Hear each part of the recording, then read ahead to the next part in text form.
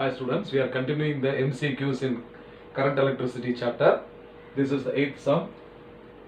Now you look at the circuit, that is a question based on the circuit. The ratio of I1 is to I2 is to I3. Okay, current I1 is to I2 is to I3 in the following circuit. Yes, we have to check which of the option is correct. So this is the best numerical problem in which Kirchhoff's law is used. So look at the circuit. There are 4 points, namely A, B, C and D, which are at different electric potentials. Now you can see that the current I1 is flowing from A to D. So A is maintained at 70 volt potential. So the potential at A is equal to 70 volt.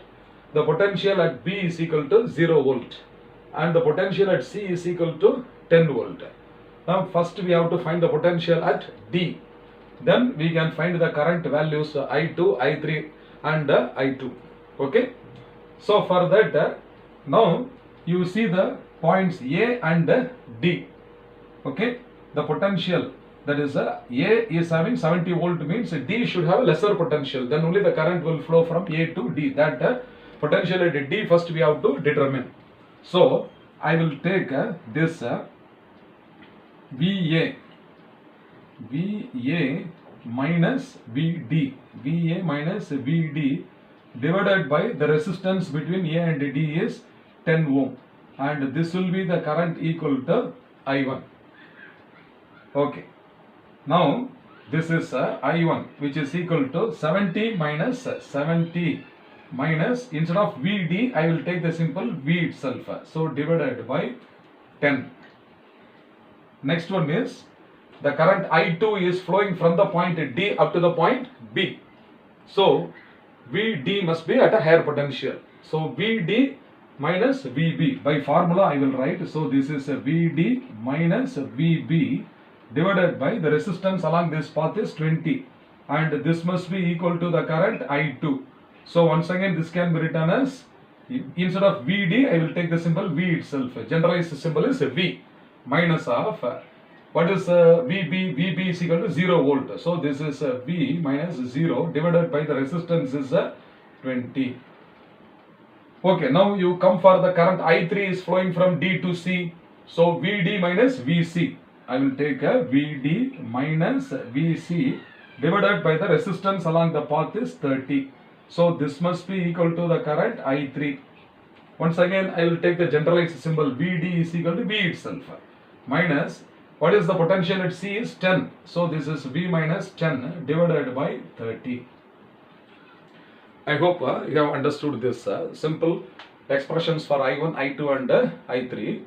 Now I am going to apply Kirchhoff's first law at the junction D. So whichever current is flowing towards the junction is positive and whichever currents are flowing away from the junction are negative, or the algebraic sum of the currents will be equal to 0, is it not? Or the sum of the current flowing towards the junction is equal to the sum of the currents leaving the junction. So here I will write I1. So I1 is equal to I2 plus I3. So this is equal to I2 plus I3. This is Kirchhoff's first law. Now I am going to substitute for I1, I2 and I3 these 3 equations and from that I can find out the value of V. So I will write here, instead of I1, what shall I write? Instead of I1, 70 minus V by 10. So this is 70 minus V divided by 10. This is I1. Instead of I2, what I am going to substitute? V minus 0 by 20 is V by 20 only. So this is V minus 0 is V divided by 20 plus I3. So instead of I3, V minus 10 divided by 30. So this is equal to V minus 10 divided by 30. Okay, now the common factor 0 can be cut. 10. I can cut this 10 everywhere. So that 70 minus V. So this is 70 minus V divided by 1 is equal to V by 2 plus V minus 10 divided by 3. So here the right hand side common factor is now 3 2s are 6 I will take as a LCM. So this is LCM is 6. So that this is 3V. Okay. Plus this is 2 into V minus 2 into 10 is 20. So 2V minus 20. So this left hand side is 70 minus V. Okay. So now I will bring this 6 to the left hand side. So 6 multiplied by 70 minus V must be equal to 3V plus 2V is 5V minus 20. Now you multiply. 7 6 are 42. So left hand side is 420 minus 6 into V is 6V. So this is equal to 5V minus 20. Now this minus 20 is taken to the left hand side. So this is 420 plus 20. So this is equal to 6V. Okay, 5V plus 6V we can write 5V. This is coming to the right as 6V. So 440 is equal to 11 times V. Therefore, V is equal to 440 divided by 11. So 11 fours are 44. Therefore, what is V? V is equal to V at D, potential at D. Because we are using the symbol V for what? The potential at the point D, is it not? So V must be equal to VD at the point D. So this is equal to 40 volt. This is very, very important information. So up to this, have you all understood? Okay. Now we have to find the ratio of the currents. I1 is to I2 is to I3. By looking at these equations are for I1, I2 and I3. So what is I1? 70 minus V divided by 40, is it not? So I will take I1 is equal to 70 minus V. So 70 minus V divided by 10.